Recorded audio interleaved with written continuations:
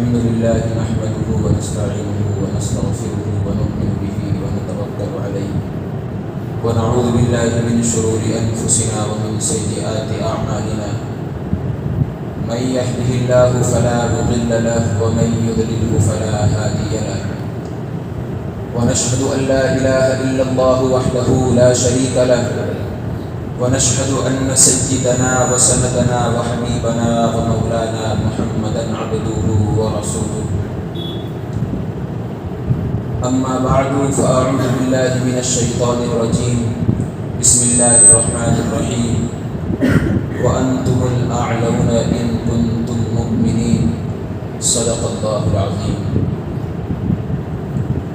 وہ معزز تھے زمانے میں مسلمان ہو کر، وہ معزز تھے زمانے میں مسلمان ہو کر، ہم خوار ہوئے تاریخ اسلام ہو کر۔ واجب الاحترام بزرگوں، دوستوں، عزیز ساتھیوں، اللہ تبارک و تعالیٰ نے قرآن کریم میں ارشاد فرمایا وَأَنْتُمُ الْأَعْلَوْنَ إِن كُنتُم مُؤْمِنِينَ، تم ہی سر بلند رہو گے، کامیابی تمہارے قدم چومے گی، ہر جگہ تم فتح یاب ہوگے، لیکن اللہ نے شرط لگائی ان کنتم مؤمنین، بشرطے کہ تمہارے دلوں میں سچا ایمان ہو۔ تاریخ کے سینکڑوں واقعات یہ بتانے کے لیے کافی ہے کہ جب بھی ہمارا رشتہ اللہ تبارک و تعالیٰ اور اس کے دین سے مضبوط رہا تو سر بلندی اور کامیابی نے ہمارے قدم چومے، اور جب کبھی اس رشتے میں کسی قسم کی کمزوری آئی تو ہم عزت و رفعت اور بلندیوں کے آسمان سے ذلت و پستی کی غار میں جا گرے۔ تاریخ ہمارے سامنے جنگ بدر کی مثال پیش کرتی ہے کہ جنگ بدر کے اندر جو کامیابی ہوئی وہ صرف اور صرف اسی رشتے کی مضبوطی کی بنیاد پر ہوئی کہ ان لوگوں کا رشتہ اللہ تبارک و تعالیٰ سے اور اللہ تبارک و تعالیٰ کے دین سے مضبوط تھا، ورنہ اگر ظاہری اسباب کے اعتبار سے دیکھا جائے تو کامیابی کفار مکہ کو ہونی چاہیے تھی۔ کیوں؟ اس لیے کہ وہ تعداد میں مسلمانوں سے زیادہ تھے، مسلمان 313 اور کفار 1000 کے قریب تھے، اور بڑے جوش و خروش کے ساتھ نیز ان کے پاس تلواریں اور دوسرے جنگ کے ہتھیار موجود تھے، اور ادھر مسلمان بے سر و سامان، کل تعداد 313، سواری کے لیے 2 گھوڑے اور 7 اونٹ ہے، ایک پر 3 4 آدمی سوار ہے، اور کچھ تو پیدل ہی سفر کر رہے ہیں۔ جب مقام بدر پہنچتے ہیں تو دیکھتے ہیں کہ کفار مکہ ایک بلند مقام اور اونچی جگہ پر خیمہ زن ہو چکے ہیں، اپنے خیمے گھاڑ چکے ہیں، اور مسلمانوں کو پست اور ریتیلی زمین پر اپنے خیمے لگانے پڑے۔ کافر لوگوں کا قیام ایسی جگہ تھا کہ وہاں ہر طرح کی فراوانی تھی، اور مسلمان ایسی جگہ خیمے گھاڑے ہوئے تھے کہ اگر پیاس لگے تو کسی کو ایک گھونٹ پانی پینے کو نہ ملے۔ الغرض جنگ کے اندر جتنے اسباب اور جتنی چیزوں کی ضرورت پڑتی ہے وہ ساری کی ساری کفار مکہ کو حاصل تھی، لیکن جب جنگ شروع ہوتی ہے تو ہوتا کیا ہے کہ اللہ تبارک و تعالیٰ کے ساتھ اور ایمان کے ساتھ ان کا رشتہ مضبوط ہونے کی بنیاد پر کافی لوگ ان کے ہاتھوں مارے جاتے ہیں۔ کفار کا سب سے بڑا سردار ابو جہل 2 بچے معاذ اور معوذ کے ذریعے مارا جاتا ہے، اور عبداللہ ابن مسعود رضی اللہ تعالی عنہ اس ابو جہل کا سر قلم کرتے ہیں۔ بزرگوں، آپ کو معلوم ہے کہ عبداللہ ابن مسعود رضی اللہ تعالی عنہ کون ہے؟ یہ وہی ہے جس کو اسی ابو جہل نے مکہ کے صحن کے اندر مارتے مارتے بے ہوش کر دیا تھا۔ آج میدان جنگ کے اندر وہی عبداللہ ابن مسعود رضی اللہ تعالی عنہ ابو جہل کا سر قلم کرتے ہیں۔ وہ کون سی چیز تھی جس نے غلام کو غالب اور آقا کو مغلوب بنا دیا؟ سچ فرمایا ہے اللہ تبارک و تعالیٰ نے وَأَنْتُمُ الْأَعْلَوْنَ إِن كُنتُم مُؤْمِنِينَ، تم ہی سر بلند رہو گے بشرطے کہ تمہارے اندر سچا پکا ایمان ہو۔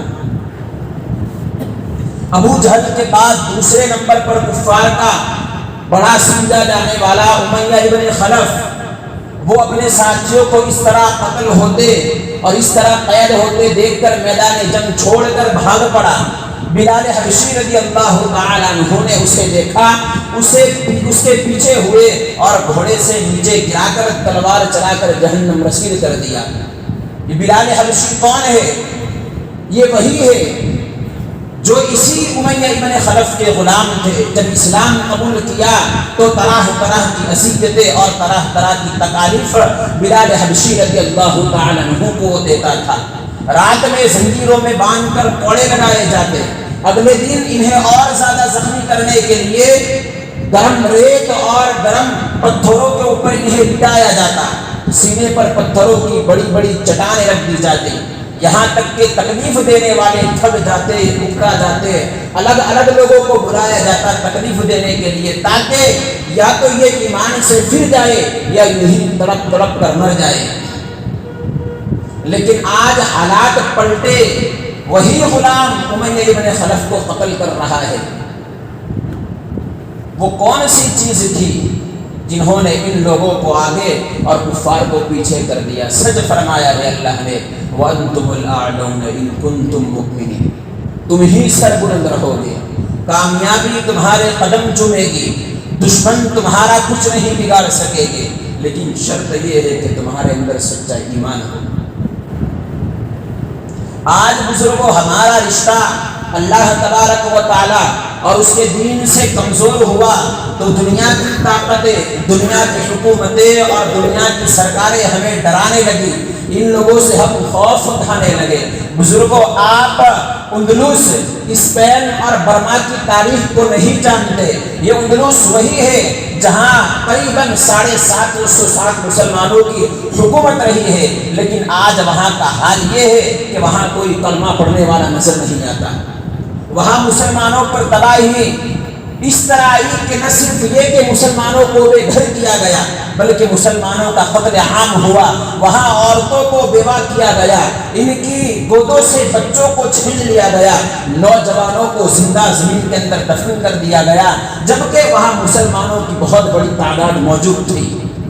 ملک برما کے اندر کیا ہوا کہ وہاں بھی مسلمانوں کو گھر سے بے گھر کیا گیا، ان کا قتل عام ہوا، وہاں عورتوں کی عصمت دری کی گئی، ان کی عزتیں لوٹی گئی اور علماء کرام کو سخت سے سخت سزائیں کی گئی۔ میں پوچھنا چاہوں گا کہ کیوں ایسا ہوا؟ اس لیے کہ ان لوگوں کا رشتہ اللہ تبارک و تعالیٰ کی دین سے اور اللہ تبارک و تعالیٰ سے کمزور ہو چکا تھا، اس لیے ان کے اوپر یہ حالات آئے۔ آپ دور نہ جائے بزرگوں، بلکہ خود ہمارے ملک کو دیکھیے کہ ہمارے ساتھ کیا نہیں کیا جا رہا ہے، کون سے ایسے مظالم ہیں جنہیں ہم برداشت نہیں کر رہے ہیں، حالانکہ ایک وقت اس ملک کے اندر ہماری حکومت رہ چکی ہے اور مسلمانوں کا ملک ہندوستان کے اندر ڈنکا تھا، لیکن آج انہی مسلمانوں کو کہیں غیر ملکی کہہ کر بدنام کیا جاتا ہے، تو کہیں مسلمانوں کو یہاں سے نکالنے کی سازشیں اور تدبیریں کی جاتی ہے، تو کہیں ان مسلمانوں کو دوسرے ملک کا کہہ کر ان کے اوپر الزام اور آروپ لگائے جاتے ہیں اور کہتے ہیں ملک ہندوستان مسلمانوں کا نہیں ہے، انہیں تو پہلے سے ہی ملک پاکستان دے دیا گیا ہے، مسلمانوں کا ملک ہندوستان کے اندر کوئی حق نہیں ہے۔ بزرگوں، کیوں ایسا ہو رہا ہے؟ اس لیے کہ ہم اللہ تبارک و تعالیٰ کو بھولے ہیں، نبی کریم صلی اللہ علیہ وسلم کو بھولے ہیں۔ وجہ یہ ہوئی کہ اللہ تبارک و تعالیٰ ہم سے ناراض ہوئے اور ناراضگی کی بنیاد پر ہمارے اوپر یہ حالات کا ٹوکرا آیا ہے۔ اگر آج بھی ہمارا ایمان بنا ہوا ہوتا بزرگوں، تو دنیا کی کوئی طاقت ہمیں نہیں ڈرا سکتی تھی، دنیا کی بڑی بڑی حکومتیں، دنیا کی بڑی بڑی سرکاروں کو ہمارے سامنے جھکنا پڑتا اور وہ جھکنے پر مجبور ہوتی، لیکن آج ہم ڈرتے ہیں، ہمارے دلوں میں مخلوق کا خوف ہے۔ کیوں؟ اس لیے کہ اللہ نے قرآن میں یوں کہا، یا ایھا الذین آمنوا اتقوا اللہ حق تقاتہ ولا تموتن الا وانتم مسلمون، کہ اے مسلمانوں، اے ایمان والو، اللہ تبارک و تعالیٰ سے ڈرو، اے ایسے ڈرو جیسے اس سے ڈرنے کا حق ہے۔ اگر تمہارے دلوں میں اللہ کا خوف ہوگا، اللہ کا ڈر ہوگا، اللہ کی خشیت ہوگی تو مخلوق کا خوف تمہارے دلوں سے نکل جائے گا۔ لیکن آج حال یہ ہے کہ ہمارے دلوں میں اللہ کا خوف نہیں ہے، اللہ کا ڈر ہمارے دلوں میں نہیں ہے، اللہ کی خشیت ہمارے دلوں میں نہیں ہے۔ وجہ یہ ہوئی کہ مخلوق کا خوف ہمارے دلوں کے اندر گھس گیا۔ اور کیسے بزرگوں ہمارے اندر اللہ تبارک و تعالیٰ کا خوف ہوگا؟ اگر اللہ کا خوف ہوتا تو ہم اللہ کے حکموں کی خلاف ورزی نہیں کرتے، اگر اللہ کا خوف ہوتا تو ہم آپ صلی اللہ علیہ وسلم کے طریقوں کو چھوڑتے نہیں۔ لیکن آج نہ ہم سے نماز کی پابندی ہوتی ہے، نہ ہم سے وضو کی پابندی ہوتی ہے، نہ اللہ کے احکامات کی پابندی ہوتی ہے، نہ نبی کریم صلی اللہ علیہ وسلم کے طریقوں پر ہم سے چلا جاتا ہے، بلکہ اللہ کے احکامات پر چلنا ہمیں بڑا مشکل، بڑا دشوار معلوم ہوتا ہے، اور نبی کریم صلی اللہ علیہ وسلم کے طریقوں کو اپنانا ہمیں بڑا بھاری پڑتا ہے، ہمیں ایک بوجھ سا محسوس ہوتا ہے۔ بتاؤ کیسا ڈر ہے خدا کا یہ؟ بزرگوں آج بھی اگر ہم اپنی اصل روش پر آ جاوے، اگر آج بھی ہم اپنے پرانے طرز پر آ جاوے، اگر آج بھی ہم وہ زندگی اپنانے لگے جو زندگی اللہ کے رسول نے بتائی تھی، وہ زندگی جو صحابہ کرام رضوان اللہ علیہم اجمعین نے گزار کر ہمیں دکھائی، اگر اس طریقے پر آ جائے تو آج بھی ہمارا وہی ہندوستان کے اندر ڈنکا بجے گا جو پہلے بج چکا ہے۔ لیکن نہیں، ہم اپنی عیاشی میں مست ہے۔ ہر اعتبار اس پہ دیکھا جاوے کون سا ایسا گناہ ہے جو ہمارے اندر نہیں پایا جاتا؟ جن گناہوں کے بارے میں اللہ تبارک و تعالیٰ نے قرآن کریم کے اندر وعید بیان کیے وہ گناہ تو پائے ہی جاتے ہیں، لیکن بعض گناہ ایسے ہیں جو انسان گناہ نہ سمجھ کر بھی انہیں کرتا رہتا ہے۔ بزرگوں آج بھی بعض آ جاؤ، ورنہ ہمارے اوپر ایسے حالات آئے گے کہ ہمارے لیے جینا مشکل ہو جائے گا۔ آج یہ لوگ اپنے کوچ سے دور ہے، لیکن ایک وقت آئے گا کہ یہ لوگ جو آج دور سے ظلم کر رہے ہیں تمہارے گھروں کے اندر آ کر ظلم کریں گے، تمہارے بچے تم سے چھینے گے، تمہاری بیٹیاں اور تمہاری عورتیں تم سے چھینی جائے گی۔ اگر آج تم اللہ تبارک و تعالیٰ کے احکام پر عمل کرنے لگے، اللہ تبارک و تعالیٰ کو راضی کر لیا، تو پھر تمہاری آنکھ سے یہ لوگ ڈریں گے، تمہارے چہرے پر ایک جلال ہوگا، ایک رعب ہوگا جن سے وہ خوف کھائیں گے۔ اگر باز نہیں آئے تو پھر ہمارے لیے ملک کے اندر رہنا بڑا دشوار اور بھاری ہو جائے گا۔ قرآن میں اللہ فرماتے ہیں ظہر الفساد فی البر والبحر بما کسبت ایدی الناس لیذیقہم بعض الذی عملوا لعلہم یرجعون، کہ دنیا کے اندر جو فساد برپا ہوتا ہے، جو حالات پیش آتے ہیں وہ کیا ہے؟ ہماری ہی اعمال کا اور ہماری کمائی کا نتیجہ ہے۔ جیسے اعمال ہوتے ہیں، حدیث کے اندر اللہ کے رسول صلی اللہ علیہ وسلم نے ارشاد فرمایا اعمالکم عمالکم، جیسے تمہارے اعمال ہوگے ویسے حکمراں تمہارے اوپر مسلط کیے جائیں گے۔ آج ظالم حکمرانوں کا ہونا یہ اس بات کی علامت ہے کہ ہمارے اعمال بگڑ چکے ہیں، ہمارے اعمال خراب ہو چکے ہیں، ہم شریعت سے ہٹ رہے ہیں، ہم اللہ تبارک و تعالیٰ کو بھول رہے ہیں، اللہ کے رسول صلی اللہ علیہ وسلم کو بھول رہے ہیں۔ اس لیے آج ہم ظلم اور بربریت کی چکی میں پیس رہے ہیں۔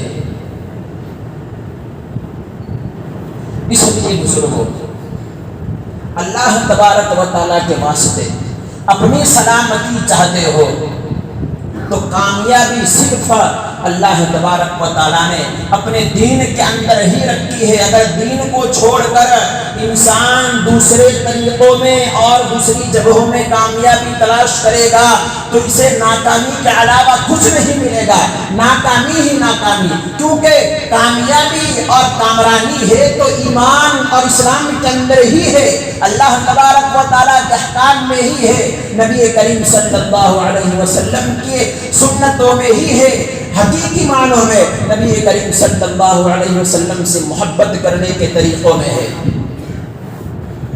ہم صرف دعویٰ کرتے ہیں کہ ہم اللہ تبارک و تعالیٰ سے محبت کرتے ہیں، نبی کریم صلی اللہ علیہ وسلم سے محبت کرتے ہیں، بزرگوں کیا یہی محبت ہے کہ اللہ کے احکاموں کی خلاف ورزی کی جائے؟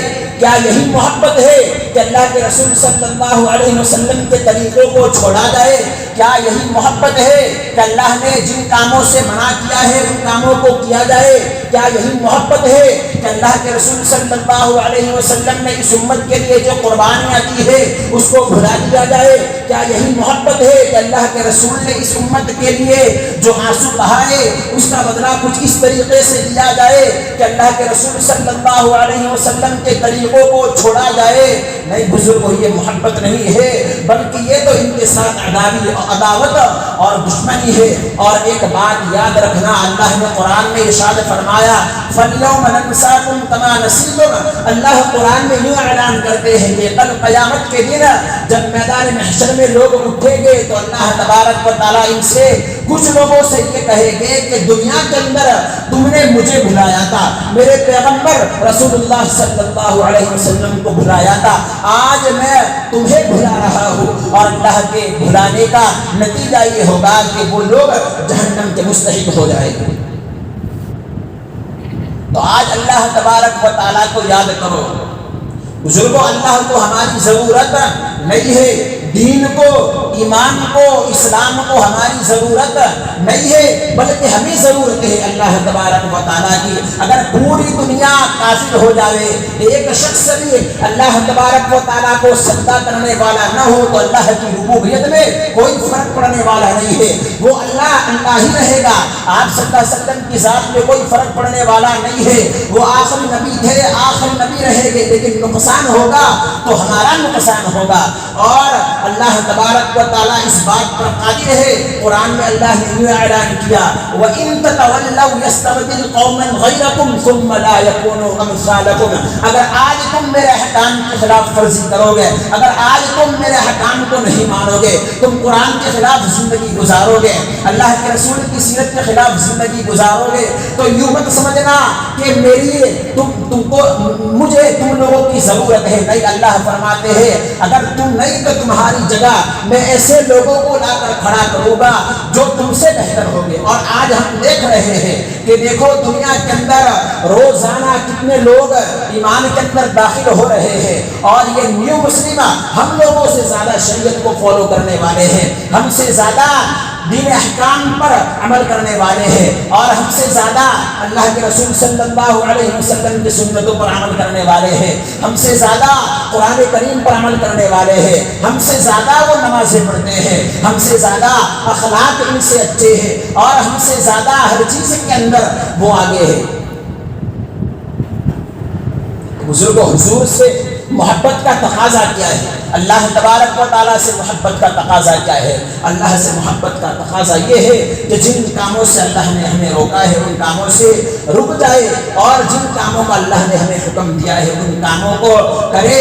یہ اللہ تبارک و تعالیٰ سے محبت کا تقاضا اور حضور سے محبت کا تقاضا۔ حدیث پاک میں اللہ کے رسول صلی اللہ علیہ وسلم نے ارشاد فرمایا لا یؤمن احدکم حتی اکون احب الیہ من والدی وولدہ والناس اجمعین۔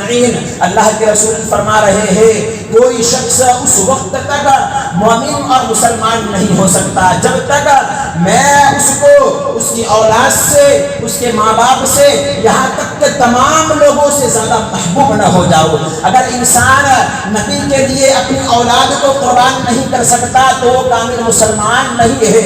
اپنی اولاد کی ضد پوری کرنے کے لیے اللہ کے رسول صلی اللہ علیہ وسلم کے طریقے کو چھوڑ رہا ہے تو یہ حضور کا فتویٰ ہے کہ وہ مومن اور مسلمان نہیں ہے۔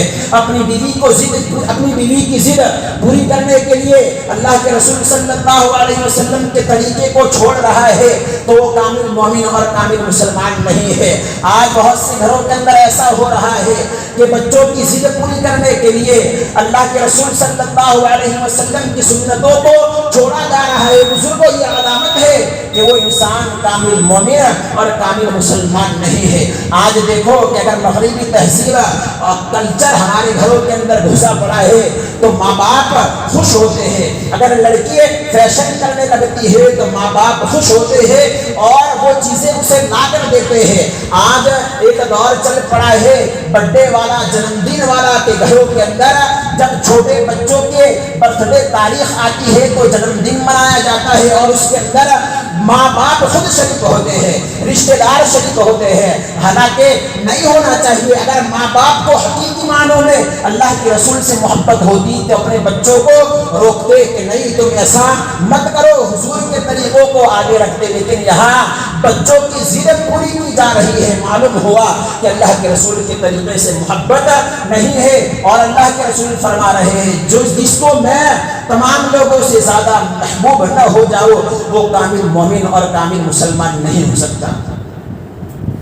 دعویٰ کرتے ہیں محمدی ہونے کا، ہم دعویٰ کرتے ہیں سنی ہونے کا، اور ہم دعویٰ کرتے ہیں مسلمان اور مومن ہونے کا، کہتے ہیں ہم تو نبی کریم صلی اللہ علیہ وسلم سے بڑی محبت کرتے ہیں۔ بتاؤ کیا اللہ کے رسول سے محبت یہی ہے کہ ہمارے چہروں سے حضور کی سنتیں ہٹی ہوئی ہو؟ کیا اللہ کے رسول سے محبت یہی ہے کہ ہمارے کپڑے غیروں کے طریقوں جیسے ہو؟ کیا اللہ کے رسول سے محبت یہی ہے کہ ہمارے اندر اخلاق مر چکے ہو؟ کیا حضور سے محبت یہی ہے کہ ہم اللہ کے رسول صلی اللہ علیہ وسلم کے طریقوں کو چھوڑ کر اللہ کے رسول صلی اللہ علیہ وسلم کے اخلاق، کردار، عادات اور اطوار کو چھوڑ کر ہم ان کے دشمنوں کے طریقوں کو اپناوے؟ کیا یہی اللہ کے رسول صلی اللہ علیہ وسلم سے محبت ہے؟ نہیں بزرگ خدا را، اللہ کے واسطے اس نبی کے کچھ تو احسان کا بدلہ ہم دے گے۔ اگر انسان پوری زندگی اللہ کے رسول صلی اللہ علیہ وسلم پر درود پڑھتا رہے، ایک سیکنڈ بھی اس کا ضائع نہ ہو، تو اس نبی کی قربانیوں کا بدلہ انسان نہیں دے سکتا۔ وہ نبی اتنا ہمارے لیے رویا ہے، اس نبی نے اتنی ہمارے لیے قربانیاں دی ہے، لیکن آج ہمیں اس نبی کے بارے میں کوئی پرواہ نہیں۔ کیا یہی محبت ہے رسول اللہ صلی اللہ علیہ وسلم سے؟ نہیں بزرگوں، حضور جو کہہ کر گئے ہیں ان کے اوپر عمل کرنے والے بن جاؤ، یہ اللہ کے رسول صلی اللہ علیہ وسلم سے محبت ہے۔ حضور نے جن کاموں سے روکا ہے ان سے رک جاؤ، یہ اللہ کے رسول صلی اللہ علیہ وسلم سے محبت ہے۔ اللہ تعالیٰ کہنے سننے سے زیادہ ہمیں توفیق عطا فرمائے۔ آمین۔ وآخر دعوانا الحمد للہ رب العالمین۔